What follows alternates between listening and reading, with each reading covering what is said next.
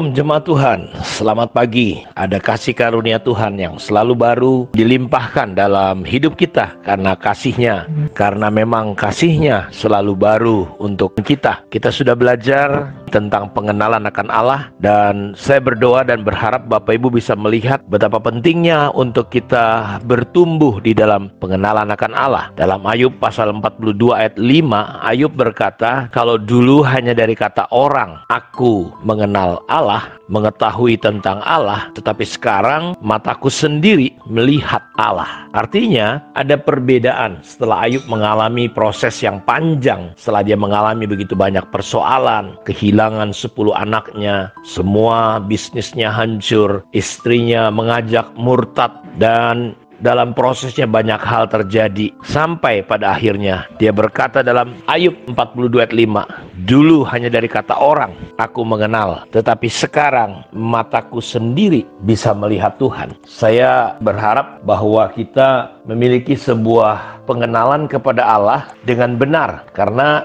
saya dulu mengenal Yesus sebatas karena bapak saya Kristen. Mama saya dengan latar belakang Muslim masuk Kristen, dan saya menjadi Kristen karena saya lahir di keluarga Kristen. Saya bergereja, beribadah bukan karena saya mengenal Kristus atau karena saya mencintai atau karena saya memahami tentang kekristenan, tetapi saya menjadi Kristen dan pengenalan saya kepada Tuhan itu hanyalah sebatas agama. Dan ini yang sering terjadi dalam kehidupan orang percaya. Kita terkadang pengenalan kita kepada Allah, kepada Kristus itu sebatas agama, keturunan. Ini yang menyebabkan banyak kekristenan itu tidak dalam, tidak berakar, tetapi dangkal. Sehingga terkadang karena uang, karena jabatan, karena pangkat, karena tawaran-tawaran dunia, ada orang-orang yang akhirnya meninggalkan Tuhan. Dan kita semua terheran-heran. Kenapa? Karena memang tahap pengenalan dia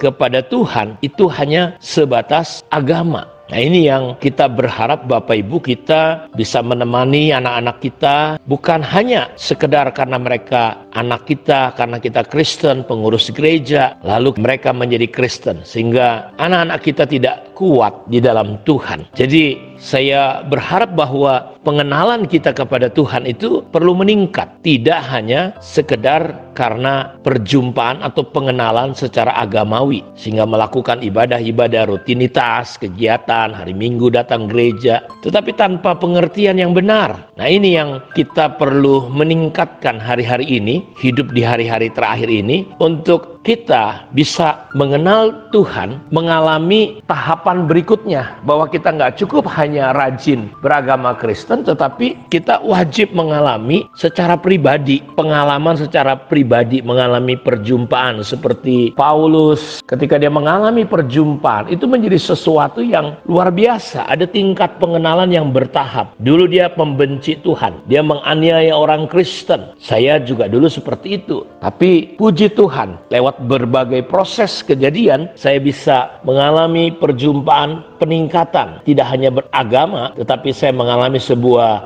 perjumpaan secara pribadi, pengalaman secara pribadi. Dan pada fase ini kita semakin yakin bahwa Tuhan itu hidup, Tuhan itu ada, Tuhan itu nyata. Tetapi kita perlu masuk lagi pada tingkat yang lebih, yaitu intim dengan Tuhan. Tahap perkenalan yang lebih lagi. Kita bukan hanya sekedar tahu Tuhan ada, Tuhan baik. Sama seperti kita tahu Jokowi, tapi kita nggak dekat dengan Jokowi. Jadi Tuhan Yesus berkata, aku tidak lagi menyebut kamu seorang hamba, tapi aku menyebut kamu sahabat, dalam Yohanes 15. Dan karena apa? Karena seorang hamba tidak tahu, tetapi seorang sahabat dia tahu. Dan Tuhan, karena kita sahabat, dia bisa menceritakan, dia bisa mencurahkan. Jadi kita harus naik lagi dari tingkat sekedar agamawi, tingkat pengalaman pribadi, kita lebih masuk lagi pengenalan yang lebih dalam sampai kita bisa menjadi sahabat. Kalau saudara tahu kisah tentang ketika satu hari karena dosa yang begitu luar biasa di Sodom dan Gomora, Tuhan ingin menghancurkan kota itu karena kota itu dosanya di mana-mana orang sudah berkeluh kesah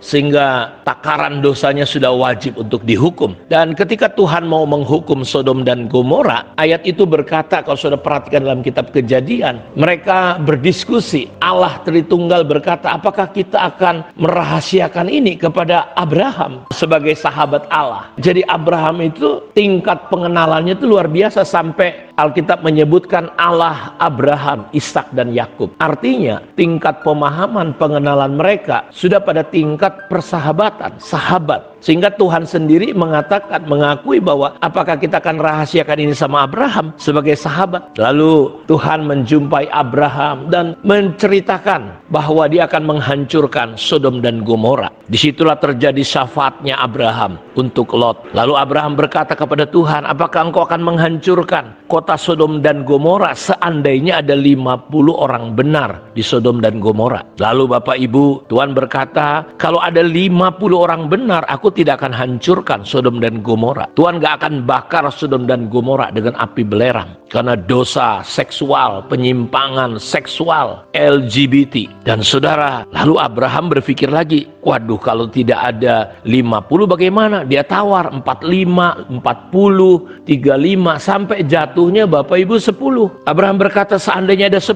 gimana Tuhan? Saudara lihat, seandainya ada 10 orang benar, aku tidak akan menghancurkan Sodom dan Gomora.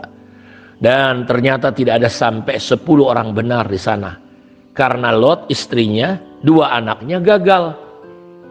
Jadi orang benar, paling tidak kan kalau Lot istrinya 2, anaknya 2. Pacarnya, calon suaminya 2, 6. Paling enggak tetangganya lah. Tapi ternyata tidak ada. Bahkan ketika malaikat datang ke sana, Lot menawarkan kedua anak gadisnya, ya, diserahkan kepada orang di kota itu, karena waktu itu malaikat pun mau diperkosa oleh orang Sodom dan Gomora. Nah, kita melihat di situ Bapak Ibu bagaimana ketika tingkat pemahaman, pengenalan kepada Allah itu sampai pada tingkat yang begitu intim, dekat, ginosko, sahabat, seperti kayak Abraham ya dengan Tuhan, Henoh dengan Tuhan, sampai Tuhan begitu sayang, 300 tahun dia bergaul sampai diangkat hidup-hidup. Saya berharap pengenalan kita kepada Allah bukan hanya sekedar secara agama atau secara rutinitas. Karena kita keturunan Kristen, kita jadi Kristen. Tetapi kita perlu naik kepada tingkat yang lebih, tingkat pengalaman pribadi, perkenalan, lebih jadi sahabat dekat. Dan kalau kita menjadi sahabat Allah, saya percaya Tuhan akan banyak menyatakan, memberikan pewahyuan, mewahyukan dirinya lebih lagi kepada kita. Sehingga kita semakin mengenal daripada Allah kita itu. Sehingga Allah bisa disebut Allahnya saudara. Sebutkan namamu dan jadikanlah Allah secara pribadi engkau kenal. Karena Yesus berkata, kalau kau berdoa, berdoa seperti ini. Bapa di surga, dikuduskanlah namamu. Perlu pengenalan secara pribadi. Karena itu jadilah sahabat dengan engkau terus mempelajari Alkitab, firman Tuhan. Karena di dalamnya ada pikiran Tuhan. Apa yang Tuhan mau, apa yang Tuhan tidak suka. Kita bisa mengenali diri kita lewat kebenaran firman Tuhan. Kiranya Tuhan Yesus memberkati kita semua. Shalom.